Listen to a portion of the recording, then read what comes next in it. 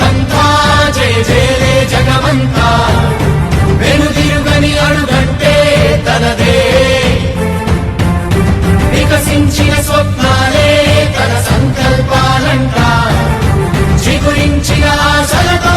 పులకించేనంట తన జననం తొలి కిరణం వేకువకే ఆభరణం తన గమనం కైలేచే ప్రతి ఉదయం